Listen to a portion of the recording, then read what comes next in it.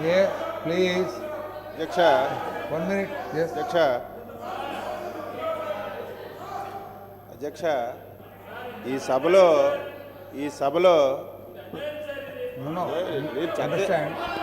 Please. అధ్యక్ష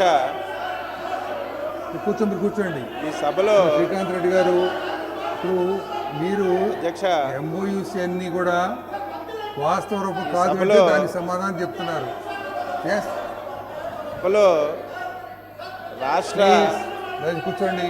అభివృద్ధి విషయంలోనూ పెట్టుబడులు రాబట్టడం విషయంలోనూ ప్రతి ఒక్కరు బాధ్యత ఉంది అధ్యక్ష. ఒక మంచి ఉద్దేశంతో కొత్తగా ఏర్పడినటువంటి ఆంధ్రప్రదేశ్ రాష్ట్రానికి పెట్టుబడులు ఆకర్షించాలనే ఉద్దేశంతో ఒక సదస్సు పెడితే నమ్మకంతో 4,75,000 కోట్లు పెట్టుబడుల గురించి ఒప్పందాలు జరిగాయి అధ్యక్ష. అందరికీ తెలిసేది. నిన్న కూడా ముఖ్యమంత్రి గారు మాట్లాడుతూ ఇన్ని లక్షల కోట్లకు ఒప్పందాలు జరిగినా సరే 20-25% మనం అచీవ్ చేసుకోగలిగితే అది బిగ్ అచీవ్మెంట్ అని ముఖ్యమంత్రి గారే చెప్పారు. దీనికి ప్రతిపక్ష నాయకుడి గారు ఎలాగ అనువాదిస్తున్నారంటే చంద్రబాబు నాయుడు గారు కేంద్ర ప్రభుత్వం నుంచి 6 మంత్రులకు తీసుకొచ్చారు. వాళ్ళ సమక్షంలోనే 4,75,000 కోట్లు పెట్టుబడులని చెప్పారు. అంటే ఆంధ్రప్రదేశ్ రాష్ట్రం చాలా ధనిక రాష్ట్రం. ఈ రాష్ట్రానికి కేంద్ర ప్రభుత్వం నుంచి ఒక పైసా కూడా ఇవ్వాల్సినటువంటి అవసరం లేదని, కేంద్రం నుంచి నిధులు రావడం జరగదని చెప్పి తప్పుదో పట్టిస్తున్నారు అధ్యక్ష. నీకు తెలివితేటలు లేకపోవచ్చు, ఒప్పందాల గురించి కానీ ఎంఓఈస్ కానీ నీకు పూర్తిగా నాలెడ్జ్ లేదు అధ్యక్ష. కానీ కేంద్ర మంత్రులకి పూర్తిగా నాలెడ్జ్ ఉంది అధ్యక్ష. కేంద్ర మంత్రులకు పూర్తిగా నాలెడ్జ్ ఉంది. ఒక మంచి ఉద్దేశంతో కొత్త రాష్ట్రానికి పెట్టుబడులు తేవాలని దేశం ప్రపంచమంతా తిరుగుతున్నటువంటి వ్యక్తి చంద్రబాబు నాయుడు గారని వారికి నాలెడ్జ్ ఉంది. అయితే 4,75,000 కోట్లు పెట్టుబడులు వచ్చాయి కాబట్టి ఇవన్నీ అమలు జరుగుతాయని చెప్పి మేము ఎప్పుడు చెప్పలేదు అధ్యక్ష. ప్రయత్నం, ప్రతి దానికి ఒక ప్రయత్నం ఉండాలి. ఏదైనా ఒక విషయాన్ని సాధించాలంటే అది ఆచరణ జరగాలంటే ముందు ఆలోచన జరగాలి. ముఖ్యమంత్రి గారు అదే ఆలోచనతో ముందుకెళ్తున్నారు. దానికి మీకందరికీ ప్రతి విషయంలో మేము కోరుతున్నాం, ప్రతి విషయంలో మీకు రిక్వెస్ట్ చేస్తున్నాం. మీరు సహకరించకపోయినా ఈ రాష్ట్ర అభివృద్ధి గురించి మీరు సహకరించడానికి మీకు ఎట్టి పరిస్థితుల్లో కూడా మీ మనసు అంగీకరించడం లేదు. కానీ వచ్చిన అభివృద్ధిని మాత్రం ఎక్కడ అడ్డం పెట్టొద్దని ఈరోజు ప్రతిసారి కూడా కోరుతున్నాం అధ్యక్ష. ఈరోజు మీకు కూడా ప్రతిపక్ష నాయకుడిగా మీకు బాధ్యత ఉంది. మీకు కూడా అవకాశం ఉంటే దేశంలో ప్రపంచంలో మీకు తెలిసిన వాళ్ళు ఎక్కడైనా ఉంటే నీకు కూడా డబ్బు ఉంది, నీకు కూడా లక్షల కోట్లు ఉంది, నువ్వు కూడా ఈ రాష్ట్రంలో పెట్టుబడి పెట్టు. ఈ రాష్ట్ర ప్రభుత్వం నీకు కూడా సహకరించడానికి సిద్ధంగా ఉంది.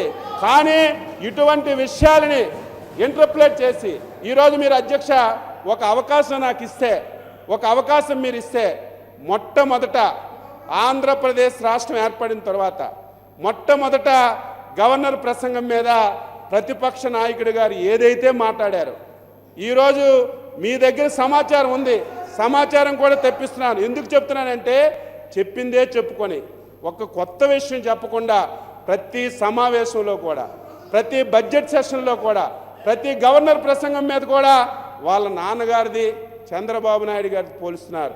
చంద్రబాబు నాయుడు గారితోని రాజశేఖర రెడ్డికి పోలిక లేదు అధ్యక్ష.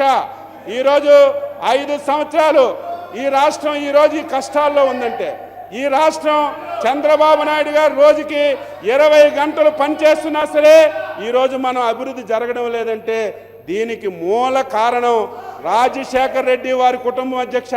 ఇది అచ్చెన్నాయుడు గారు చెప్పడం కాదు, ఒక సభ్యుడు చెప్పడం కాదు. రాష్ట్రంలో ఏ ఒక్క పౌరుడికి ఈ రాష్ట్రానికి గతి పట్టిందని ఏ ఒక్కరు కలిగినా సరే వారి గురించి చెప్తారు అధ్యక్ష. దయ ఉంచి ప్రతిపక్ష నాయకుడి గారికి విన్నవిస్తున్నాను, 2 గంటలు మాట్లాడండి.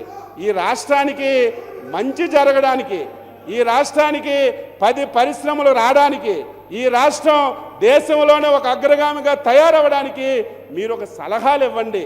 తప్పుంటే చంద్రబాబు నాయుడు గారు మీరు తప్పు చేశారు, అది కూడా ఏదో ప్రతిపక్ష నాయకుడిను ఏదో కక్షతో తెలుగుదేశం పార్టీని ప్రభుత్వాన్ని ఇబ్బంది పెట్టాలని ఆ ఉద్దేశం మీరు పెట్టుకోవద్దు. ఈరోజు మేము ధైర్యంగా ఈరోజు రాష్ట్ర అభివృద్ధి గురించి, ఈరోజు ఆంధ్రప్రదేశ్ రాష్ట్రం విడిపోయిన తర్వాత అధ్యక్ష, మీ ఆంధ్రప్రదేశ్ statement రాష్ట్రం మీద విడిపోయిన clarification తర్వాత ఇస్తున్నారు వాళ్ళు. Yes.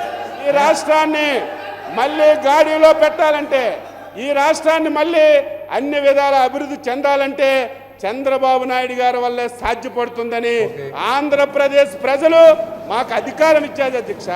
మేము పరిపాలన చేస్తున్నాం. రేపు మళ్ళీ 5 సంవత్సరాల తర్వాత ప్రజల దగ్గరికి మేము వెళ్తాం అధ్యక్ష. మేము చేసిన పనులు కానీ, మేము చేసిన అభివృద్ధి కానీ ప్రజలు విశ్వసిస్తే మళ్ళీ మాకు అధికారం ఇస్తారు, లేకపోతే దూరం పెడతారు.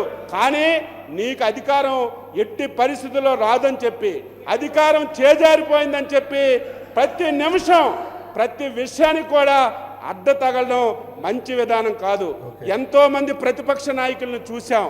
కొన్ని విషయాల్లో ప్రభుత్వానికి సహకరించేవారు, కొన్ని విషయాల్లో ప్రభుత్వానికి సలహాలు ఇచ్చేవారు, కొన్ని విషయాల్లో ప్రభుత్వం చేసినటువంటి తప్పుల్ని ఎత్తి చూపేవారు.